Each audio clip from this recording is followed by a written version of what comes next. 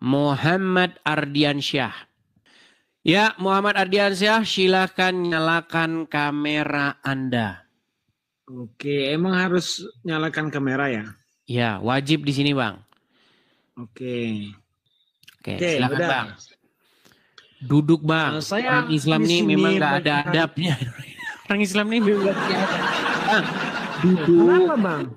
Duduk. Sambil duduk. Oke, sambil Iya. duduk. Tunjukin Oke, Islam tuh kita punya sambil adab. duduk. Iya. Silakan. Nah, di sini Bang Edis mengatakan 101 bukti Islam adalah cacat logika. Ya, bagian mananya Bang yang cacat logika? Banyak, Bang. Yang mana? Baik. Bang, kita ambil contoh-contoh yang ringan saja ya, Bang ya. Kalau Anda punya sumur nggak di rumah? Punya. Oke. Kalau sumur itu saya buang bangkai anjing ke situ, bangkai tikus, pembalut wanita, ya, dan yang kotor-kotor. Kira-kira sumur itu masih Anda pakai nggak? Kalau saya mengetahui hal itu, ya saya akan laporkan yang mengotorkan itu. Kan? Kalau ngomong sama orang Islam kayak gini. Kenapa, Bang? Yang ditanya bukan masalah Anda mau laporkan. Yang saya tanya apakah Anda tetap menggunakan air sumur itu? Ya tentu tidak. Tentu tidak. Kenapa? Nah, karena sudah kotor. Karena tercemar. Nah, menurut Muhammad, air yang seperti itu masih tetap bisa dipakai, bahkan pakai wudhu. Makanya saya bilang Muhammad itu nabi terjorok sedunia. Di mana itu ada tertulis demikian, di mana? Luar biasa. Baik. Luar biasa. Baik, nggak apa-apa. Saya tunjukkan. Saya tunjukkan. Baik, saya akan tunjukkan tentang satu surat ya. Sebentar nih. Ya. Saya suruh Anda yang membaca ya. Teman-teman, kita harus bersabar karena kita berbicara dengan orang-orang Islam yang tidak memahami agama Islam. Barang siapa agama Islam sudah memahami agama Islam, dia akan meninggalkannya. Itu kata Abang. Baik. Oke, saya tunjukkan ya Bang ya. Nih. Ini ada sebuah hadis ya. Hadis tentang sebuah sumur, namanya sumur bid'ah ya.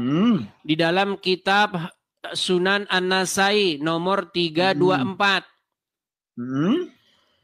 Dikatakan telah mengabarkan kepada kami dan seterusnya telah mengabarkan kepada kami dan seterusnya. Bisa baca dengan benar tidak? Oke, nggak apa-apa. Telah mengabarkan kepada kami Harun bin Abdullah. Dia berkata, telah menceritakan kepada kami Abu Usama. Dia berkata, telah menceritakan kepada kami Al-Walid bin Katsir. Dia berkata, telah menceritakan kepada kami Muhammad bin Ka'ab. Dari Ubaidillah. Abdurrahman bin Rafi'i. Dan Al-Qudri. Dia berkata, Rasulullah SAW pernah ditanya, wahai Rasulullah SAW, apakah kita boleh wudhu dari sumur bud'ah? Yaitu sumur yang dijadikan sebagai pembuangan daging-daging anjing dan kotoran-kotoran haid serta barang-barang yang busuk. Rasulullah SAW bersabda, air itu suci, tidak ada sesuatu pun yang membuatnya najis.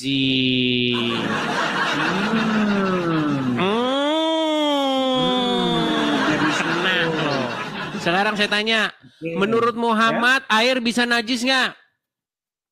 Ya, air itu suci. Memang benar air itu suci. Oke, berarti kalau ada anjing, bangkai anjing dilemparin ke sumurmu, berarti sumurmu tetap suci. Nah, tergantung Bang. Tergantung kapasitas airnya. Tergantung Bang. Ya, kapasitas airnya itu seberapa banyak gitu. Berat. Menurut Muhammad air bisa kotor nggak? Menurut Muhammad? Begini ya. Ketika Abang Edis ya, Bang Edis ini katakanlah di tengah hutan, ya. Di hutan itu kan kita nggak tahu air yang mengalir itu ada bangkai kerbau, bangkai babi, bangkai segala macam. Ketika dia sudah mengalir, ya kan? Udah saya bilang, ketika orang Islam ngomong agama Islam, otaknya tidak akan dipakai lagi. Tadi, sebentar Bang, tadi itu Anda bukan memperkarakan perkara ini loh. Tadi Anda itu perkara, mana? Tunjukkan hadisnya. Anda nggak tahu. Tenang. Dengar. Kenapa tadi, sih? Sebentar. Sebelum Anda saya tunjukkan, pernyataan saya Muhammad. Hanya ingin menjelaskan. Bisa saya bicara? Iya. Sebelum Anda saya tunjukkan pernyataan dari Muhammad, Anda mengatakan bahwa sumur itu najis, airnya kotor. Bahkan Anda mengatakan akan saya laporkan orang yang melemparkan bangkai anjing ke sumur saya. Iya. Tadi perkara kita bukan soal air itu najis atau tidak. Anda sudah sepakat dengan itu. Perkara kita tadi adalah Anda menyuruh saya tunjukkan. Tunjukkan mana Muhammad pernah ngomong gitu. Setelah saya tunjukkan, Anda ngeles lagi. Dari situ, di dalam Islam, Bang Edis ya, di dalam Islam ada yang namanya air itu dijelaskan oleh Imam Syafi'i bahwa air itu apa saya lupa namanya. Air itu bukan suci. Jadi air tidak bisa dikotori. Air nggak bisa dikotori, maksudnya? Bisa nggak air itu menjadi terkontaminasi? Ya bisa. Kata Muhammad tidak bisa. Bisa Bang. Loh, tadi hadis ini menunjukkan Muhammad menyimpulkan bahwa air itu tidak bisa terkontaminasi. Nih, saya balikin lagi dah. Memang luar biasa. Sungguh nekat yang nyata. Dengar. Enggak apa-apa. Coba Anda yang baca nih, M. Ardiansyah. Nih. Enggak apa-apa. Apakah kita boleh wudhu dari sumur budla'ah? Yaitu sumur yang dijadikan sebagai pembuangan daging-daging anjing dan kotoran-kotoran haid serta barang-barang busuk. Apa jawab Muhammad? Rasulullah bersabda, air itu suci. Tidak ada suatu apapun yang membuatnya najis. Jadi menurut Muhammad, air itu suci. Nggak bisa dinajiskan oleh apapun. Makanya saya bilang Muhammad perlu dibawa ke rumah sakit jiwa. Lu gimana sih? Bagaimana mungkin air tidak bisa terkontaminasi? Ya bisa lah, gimana? Bisa, tetapi Bang, hadis itu ada penjelasannya tentang air itu. Contoh Imam Syafi'i yang membagi air itu menjadi beberapa bagian. Ntar saya lupa, saya carikan dulu di sini di depan saya tentang bab wudu. Makanya agama mereka ini agama Imam Syafi'i, Imam Hanafi, Imam Hambali. Jadi benar. Bang, intinya benar, begini, tenang dulu lah. Biar saya closing dulu ya, Gini. Anda itu tadi tidak mempermasalahkan itu loh. Bahkan Anda itu sudah sepakat dengan saya mengenai tentang air yang terkontaminasi. Cuman masalahnya apa? Masalahnya itu Anda menyuruh saya membuktikan mana ada pernyataan Muhammad yang begitu. Itu tadi masalahnya. Anda meragukan bahwa saya itu memfitnah. Setelah saya tunjukkan hadisnya, sekarang Anda berkelit. Saya tidak mengatakan Bang Edis. Terus kenapa tadi Anda mengatakan mana hadisnya? Mana ada kayak begitu? Ya, kenapa saya tadi belum Anda bilang tahu. begitu? Kalau itu di Sunan Nasa'i saya belum pernah baca, tapi terima kasih Bang Edi sudah menyampaikannya kepada saya. Makanya lebih baik Anda mengaku, oh Bang ternyata memang benar Anda tidak berdusta, Anda tidak menghujat, ternyata emang benar ada dalilnya. Itu jawaban yang lebih baik Bang daripada Anda berkelit. Iya benar. Sekarang Anda sudah setuju bahwa Islam memiliki kecacatan logika? Yang cacat logikanya itu cara Anda berpikir. Berat saudara. Itu yang salahnya itu. Oke, saya kasih lagi. Bang, tenang. Oke. Ini ada gelas nih. Enggak. Tenang dulu, Oke. tenang. Biar saya sambung lagi. Silakan. Ini ada gelas. Silakan. Kalau ada lalat hijau tuh dari tempat sampah, masuk ke dalam. Oke. Menurut Muhammad, itu air terkontaminasi nggak? Ya, saya sudah paham tentang lalat itu. Lalat menurut itu. Muhammad, kalau ada lalat masuk ke dalam air minummu, maka lalat itu harus dicelupin ke dalam, betul? Benar. Kemudian lalatnya diambil, dibuang, airnya diminum, betul? Benar. Makanya saya bilang, Mang, Muhammad itu nabi yang paling jorok. Makanya Bang Edis, bacanya jangan separuh-separuh. Karena di hadis itu ada penjelasannya.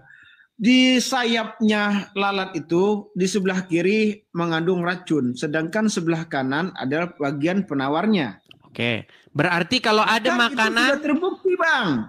Bahkan itu sudah terbukti dilakukan oleh salah satu ilmuwan, ya saya lupa namanya, itu memang terbukti bahwa di lalat itu memang ada racun dan ada penangkal racunnya. ya. Saya sudah paham itu, saya paham itu. Ya, baik, saya tanggapi, Bang. Artinya begini, Bang. Di dalam surah Al-Quran. Tenang dulu. Ya. Tenang dulu. Bentar. Saya boleh menjelaskan nggak? Silakan.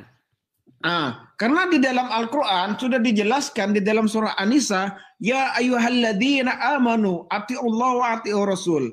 Artinya yang memerintahkan kita ini untuk mentaati Rasul itu adalah Allah itu sendiri, yaitu Sang Pencipta. Apabila kita tidak mentaati seorang Rasul yang telah diutus olehnya, maka secara tidak langsung kita ini tidak mentaati Allah, tidak mentaati Tuhan. Karena itu yang memerintahkan kita untuk taat kepada Rasul wa ulul amri minkum, dan pemimpin-pemimpin itu yang memerintahkan langsung adalah Sang Pencipta. Sudah? Artinya kita menuruti apa yang diperintahkan oleh Sang Pencipta. Sudah? Oke. Sedangkan saya boleh tanya nggak? Tenang, belum selesai, belum saya tanggapi kok, gimana? Saya tanggapi dulu. Oke. Tadi Anda mengatakan bahwa menurut penelitian ya bahwa lalat itu mengandung obat. Di sebelah kanan ke sayapnya mengandung racun, di sebelah kirinya mengandung obat. Makanya saya bilang, Bang, menjadi orang Islam itu adalah cara menjadi tidak waras lagi. Bang, sekarang saya tanya. Bang, Anda pasti pernah punya anak kecil ya? Saya kalau anak kecil belum punya, Bang. Berarti belum punya anak? Belum. Oke. Bang, seandainya Anda punya anak, lalu Anda kasih susu ya, lalu di susunya itu hinggaplah lalat hijau tuh dari sampah, cemplung masuk ke dalam. Anda praktekkan nggak itu ajaran Muhammad? Celup-celupin, mandi kau lalat di dalam sini. Anda kasih nggak itu sama anakmu? Nanti, Bang, kalau saya... Tenang dulu, sebentar. Anda kasih nggak sama anakmu itu? Oke. Kalau saya ya selaku orang yang beriman, maka saya akan turuti apa yang telah diajarkan oleh Rasulullah SAW. Berarti anak Anda kasih air susu yang dihinggapi lalat. Nggak apa-apa. Nah, makanya saya bilang teman-teman, Islam mengakibatkan orang tidak waras. Ya itu ajaran Islam, ya terima saja. Ini makanya saya bilang, kalau orang ikutin Muhammad, maka dia itu akan menjadi orang yang miring. Jangankan air bekas mandian lalat, air kencing onta diminum. Kencing loh, Bang, kencing. Benar. Saya udah paham itu, kencing onta diminum, bekas mandian lalat diminum. Air bekas bangkai, air yang tempat pembuangan bangkai dipakai wudhu. Makanya saya bilang, kalau Anda ngikutin Muhammad, pasti Anda tidak waras. Gini. Silakan. Oke. Anda boleh mengatakan hal demikian karena orang Islam itu rata-rata cerdas, ya. Anda boleh mengatakan hal demikian. Karena di dalam Al-Quran itu sudah dijelaskan. Di dalam surah Al-Baqarah, ya, di dalam surah Al-Baqarah kalau nggak salah ayat 6, innalladzina amanu sawa'un alaihim. Sesungguhnya orang-orang kafir itu kamu beri petunjuk atau tidak sama saja. Mereka tidak akan menerima.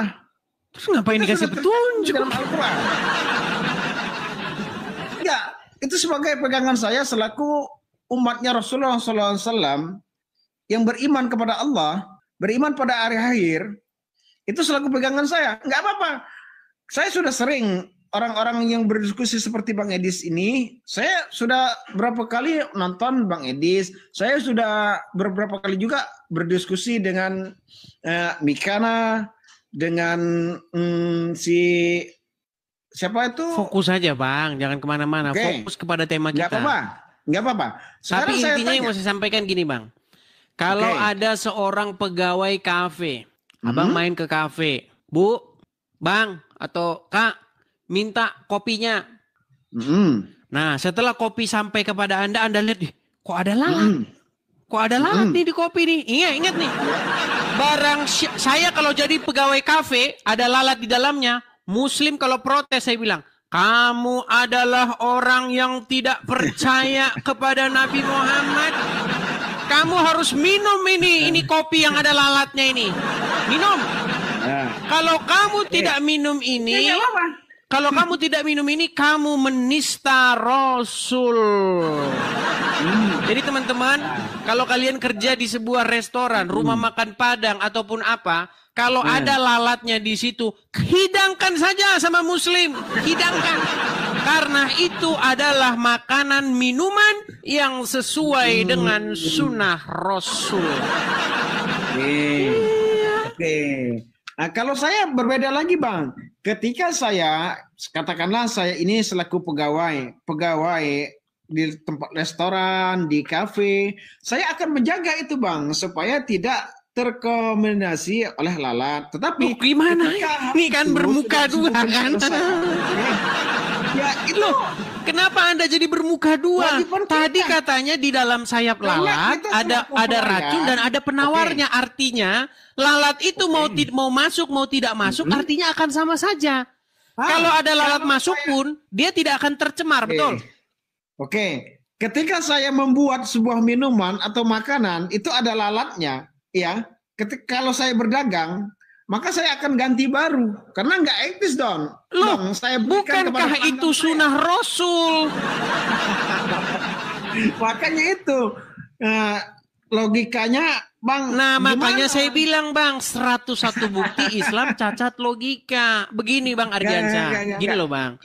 Saya itu Bang ingin supaya kita itu kita pakai logika. Kenapa Bang? Saya ini dari hati kecil saya loh yang paling dalam mengajak saudara-saudara sebangsa saya kalau mau beranjak main logika, nanti kalau saya tanya boleh nggak? Oh nggak apa-apa. Saya justru ingin memberitakan tentang Yesus saya kepada kalian. Kalau mengikut Tuhan Yesus Bang, kalau menjadikan Yesus sebagai pemimpinmu, sebagai junjunganmu, sebagai yang harus Anda taati dan patuhi, pasti Anda tidak akan miring seperti Anda menjadikan Muhammad sebagai junjunganmu. Tidak pernah Tuhan Yesus kami mengajarkan yang jorok-jorok begitu. Oke, silakan. Ya, itu terserah abang, itu kan menurut pendapat abang. Berbeda lagi menurut kalau misalkan di dalam kitab yang abang anggap suci itu berbeda lagi. Tentang pernyataan Yesus sendiri berbeda jauh. Bang Edis menganggap, saya tanya dulu, Bang Edis ini, Yesus ini menurut Bang Edis atau yang kami sebut Nabi Isa ini, menurut Bang Edis ini Tuhan atau bukan sih? Bang, itu pertanyaan sudah sering ditanya ratusan kali. Yesus itu Tuhan. Bukan cuman Yesus yang Tuhan, Bang. Kalau Anda tanya sama saya, Muhammad itu Tuhan. Saya juga percaya, Bang, Muhammad itu Tuhan. Tuhannya orang Islam. Kalau Anda tanya sama saya, apakah Yesus itu Tuhan bagi saya? Iya. Tapi Yesus itu bukan Tuhan Anda. Karena Anda tidak menjadikannya sebagai Tuhan. Tuhan Anda adalah Allah dan Muhammad. Apa sih Tuhan itu? Coba saya Tuhan tanya dulu itu sama gelar. Anda. Begini Bang. Tuhan itu gelar. Banyak, sebentar, pelan-pelan. Banyak orang Islam, orang Kristen, pendeta, ustadz, itu nggak ngerti definisi Tuhan. Penyakitnya Ya, di Tuhan. situ, Bang. Makanya debat kusir Ya. terus. Coba sekarang kita bahas nih. Tuhan tuh bahasa apa sih? Ya, Tuhan itu adalah gelar menurut saya, itu gelar. Bang, pertanyaan saya Tuhan tuh bahasa apa? Ya, kalau Tuhan itu saya kurang paham. Kalau berasal dari kata itu bahasa apa, saya kurang paham. Tuhan itu bahasa Indonesia, Bang. Bahasa Indonesia, oke. Sedangkan kita di sini itu, karena kita membahas Islam dan Kristen, sumbernya itu bukan bahasa Indonesia, Bang. Oke. Sumbernya itu kalau di Islam bahasa Arab, kalau di Kristen bahasa Ibrani ataupun bahasa Yunani. Jadi kata yang kita bahas ini adalah kata kurios. Apakah Yesus itu kurios? Kalau dalam bahasa Arabnya itu apakah Yesus itu Rob? Ya Rob, Yesus itu. Yesus itu kurios. Dan yang kurios bukan cuma Yesus, Bang. Yang kurios tuh banyak. Termasuk Muhammad itu kurios. Kuriosnya orang Islam, Robnya umat Islam. Kalau dikatakan Robnya orang Islam, Muhammad itu ya bisa jadi Bang Edis mengatakan sebagai Rob bisa jadi. Tapi yang lebih tepatnya ya Muhammad SAW ini adalah Sayyid. Makanya Junjungan. ketika Kalau kita orang- membahas masalah ini, itu akan berujung kepada debat kusir tak berujung, Bang. Oke. Karena kita ini tidak punya definisi yang sama. Bagaimana kita mau diskusi, Bang? Anda bertanya Enggak. sama saya apakah Yesus Bang Tuhan? Edis, Tuhan Bang di Edis. kepala Anda itu Bentar. apa? Masalahnya itu loh. Bentar. Edis, saya kok perasaan digiring terus, ditanya terus. Silakan. Kita ini mau interogasi atau mau diskusi? Silakan, apa pertanyaan Anda? Oke. Saya mau bertanya, Bang. Definisi Tuhan itu dan otoritas Tuhan itu apa saja, Bang? Menurut Abang ini. Definisi Tuhan itu sebenarnya kata yang sama dengan Tuan. Tuhan sama Tuan tuh kata yang sama. Cuman orang-orang awam yang nggak sekolah, yang nggak tahu apa-apa, itu sudah membedakan dua kata itu. Padahal itu dua kata yang sama. Itu sama seperti tahu dengan tahu. Sama itu. Artinya adalah suatu apapun yang kepadanya Anda mengabdikan diri. Contoh, misalnya gini. Jika seseorang mengabdikan diri kepada setan, taat, tunduk, patuh, takluk kepada setan, maka menurut bahasa Al-Quran, orang tersebut, Tuhannya orang tersebut atau tuannya orang tersebut ya setan itu. Oh, itu kalau menurut Abang. Tapi Bukan kalau menurut saya itu Bang, definisi yang sesungguhnya Ya, di dalam kalau Al-Quran menurut maupun saya, di dalam Bible. Kalau itu definisi Abang ya, oke, saya terima kalau definisinya seperti itu. Otoritasnya ini apa saja, Bang? Di dalam Bible yang menjadi otoritas itu adalah Bapa di sorga. Yesus juga otoritas yang datang daripada Bapa di sorga. Roh Kudus juga otoritas yang datang dari Bapa di sorga. Kok itu definisi otoritas? Otoritas, definisinya seperti apa dong? Otoritas itu adalah sesuatu yang kepadanya Anda menaklukkan diri. Sesuatu yang mengendalikan, yang menguasai Anda. Oke. Yang mengatur. Terus yang mengatur. Yang mengendalikan. Yang memaksa Anda harus menaklukkan diri, menundukkan diri kepadanya. Menaklukkan diri, menundukkan. Itu bukan otoritas, Bang. Itu ya udah, definisi. terus apa otoritas? Apa pengertian otoritas? Kalau otoritas Tuhan, mutlaknya Tuhan ini, ya adalah. Bang, Anda jangan ngomong Tuhan dulu, nanti Tuhan itu siapa? Bang, Anda jangan ngomong Tuhan dulu. Masalahnya Tuhan di kepala Anda dengan Tuhan di kepala saya itu beda. Ya tentu beda. Karena Ya Tuhan makanya di itu kepala kita saya debat ini, kusir nanti. Yang kita bahas karena itu pengertian. Pengertian. Apa sih Yang saya Tuhan tanya, itu? Biar kita nggak Bang debat Edis, kusir. yang saya tanya tadi ya Bang Edis, otoritasnya. Ardiansyah, coba dengarkan perkataan saya. Ketika dua orang berdebat, tetapi dua orang tersebut tidak memiliki definisi yang sama tentang apa yang diperdebatkan, maka perdebatan itu tidak akan berujung pangkal. Contoh, saya Berarti kasih ada contoh. yang salah dong. Berarti ada yang salah. Salah satunya jika nggak sama gini loh Bang Edis. Definisi benar itu kalau menurut saya begini ya. Kalau menurut saya pribadi, definisi benar itu sesuai dengan apa yang saya katakan, sesuai dengan kenyataan. Itu baru benar. Oke, di dalam Al-Quran kalau kamu cek bahasa Arabnya itu ada nggak huruf Tuhan, Tuhan? Nggak ada Tuhan. Nggak ada. Terus apa? Kata yang diterjemahkan sebagai kata Tuhan itu kata apa dalam bahasa Arabnya? Rob. Oke. Rob itu bisa nggak ditujukan kepada manusia? Bisa. Bisa. Nah sekarang berarti secara kaidah bahasa tidak masalah bahwa seseorang itu adalah Rob atau Tuhan, betul? Nah inilah secara kaidah bahasa memang tidak masalah. Tidak masalah. Nah berarti pertanyaan saya, apakah tenang, belum selesai saya. Berarti Muhammad itu kedudukan Muhammad di tengah-tengah umat Islam sebagai Rob atau tidak? Sayyid, kalau saya Sayyid. Bukan sebagai Rob. Ya, kalau saya Sayyid. Bukan sebagai Rob. Bukan. Nah ini. Jadi kalau kita diskusi seperti ini, kita tidak akan ketemu. Pertanyaannya sekarang begini. Tidak akan ketemu. Oke, tenang. Kenapa manusia disebut sebagai Rob di dalam Al-Quran itu? Kenapa seorang manusia di dalam Al-Quran disebut sebagai Rob? Tuhan bisa. Iya, kenapa dia disebut sebagai Rob? Siapa yang disebut sebagai Rob? Muhammad. Tadi Anda mengakui ada seorang manusia yang disebut sebagai Rob di dalam Al-Quran, betul? Iya. Siapa manusia itu? Di dalam surah Yunus ada. Iya, siapa manusia itu? Dalam surah Yusuf itu adalah raja, saya lupa nama raja itu, tapi itu pernah saya baca di dalam Al-Quran, di dalam surah Yusuf ada itu. Oke, dia sebagai Rob, betul? Betul.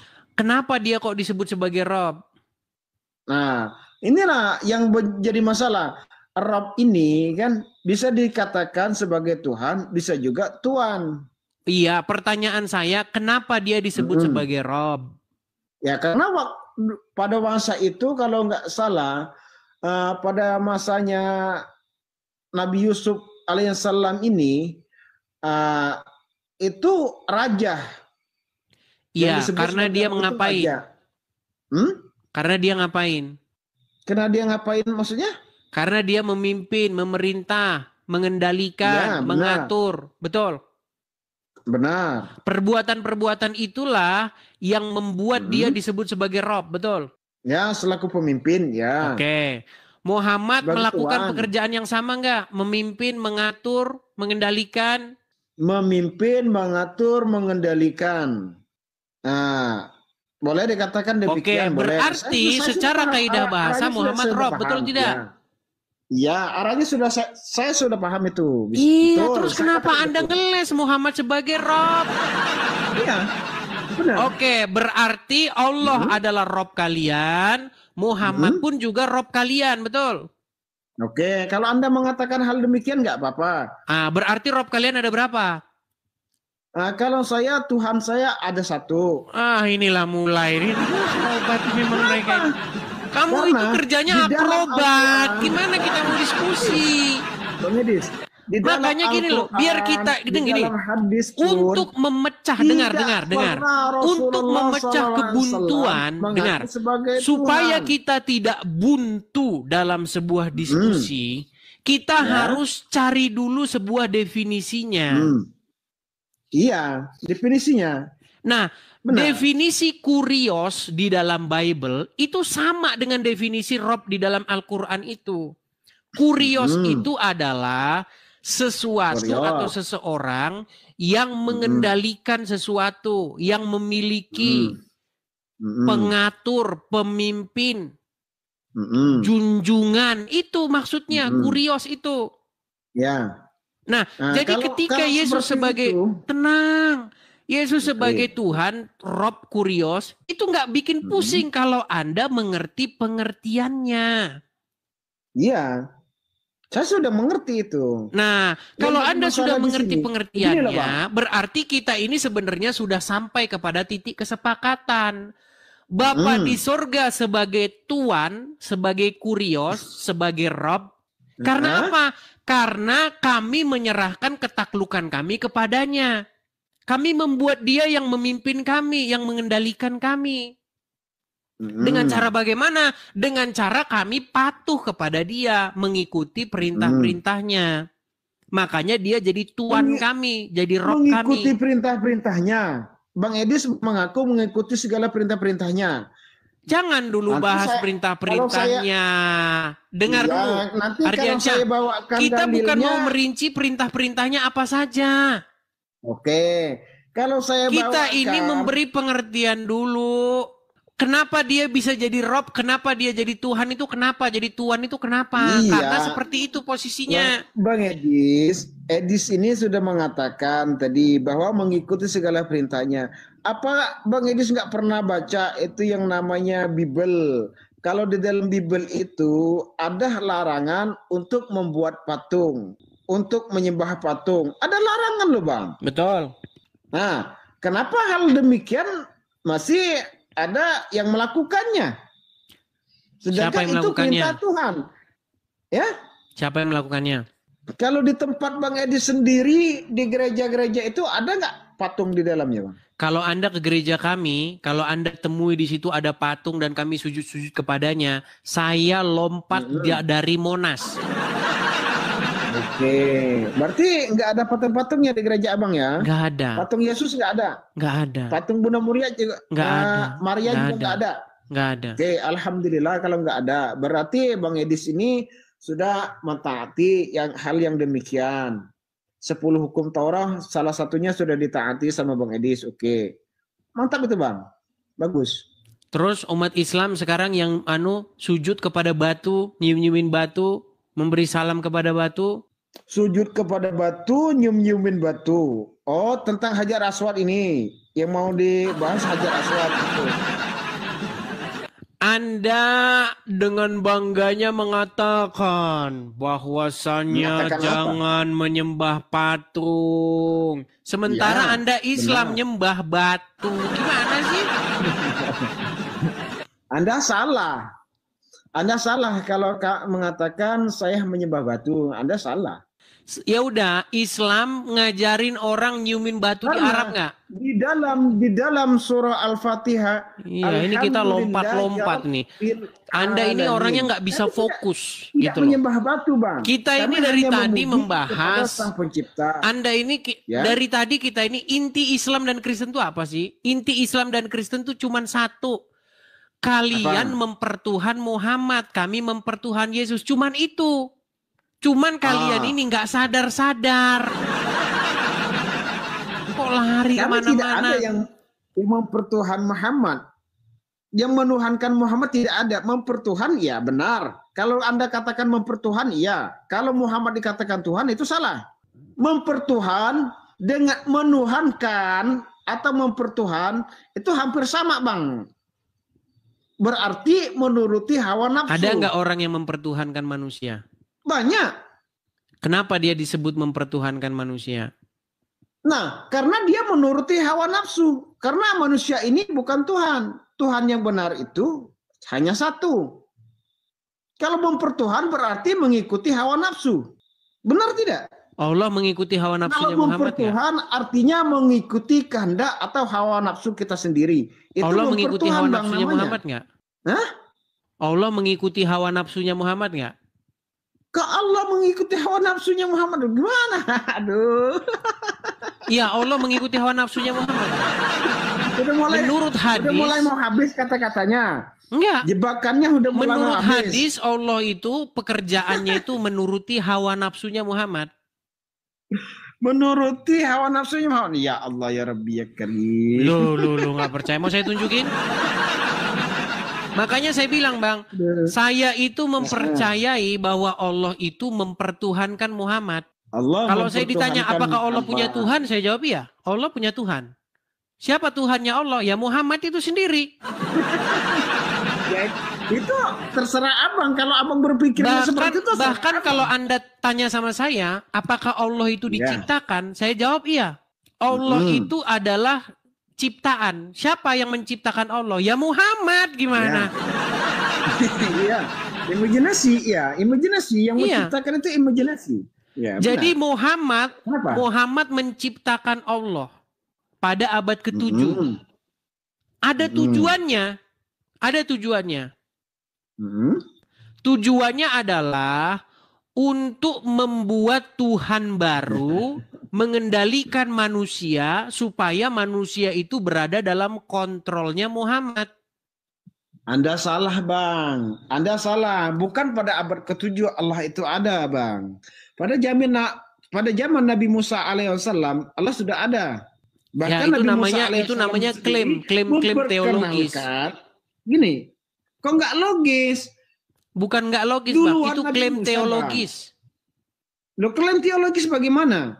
Kalau Anda mengatakan Allah itu ada di zaman Musa, itu kan Muhammad yang ngomong. Nah, itu Musa sendiri yang mengakui, Bang. Oke, Musa berbahasa apa? Musa ini berbahasa Ibrani kalau nggak salah. Oke, di dalam kamus bahasa Ibrani ada nggak kata Allah? Di dalam kamus bahasa, di dalam Bible abang sendiri ada loh Musa mengatakan ketika Musa ditanya apa, Bang? Di dalam kamus bahasa Ibrani adakah ditemukan kosakata Allah? Saya nggak belajar bahasa Ibrani, Bang. Jawabannya tidak ada. Oke, tidak ada. Oke. Nah, kalau tidak ada, bagaimana mungkin Anda mengatakan bahwa Musa menyebut-nyebut nama Allah? Loh, sedangkan berarti abang tidak percaya di dalam Bible-nya. Sudah tidak Bang, percaya di dalam Bible kitab-kitabnya. tidak ada kata Allah, Bang. Loh, kok nggak ada terjemahan? Bang, di dalam Bible tidak ada kata Allah. Terus bagaimana yang Musa itu bertemu dengan api itu gimana? Tidur dulu, Bang, di bawah sana. Lompat aja.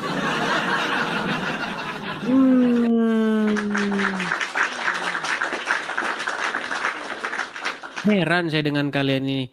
Lompat ke sana, lompat ke sini.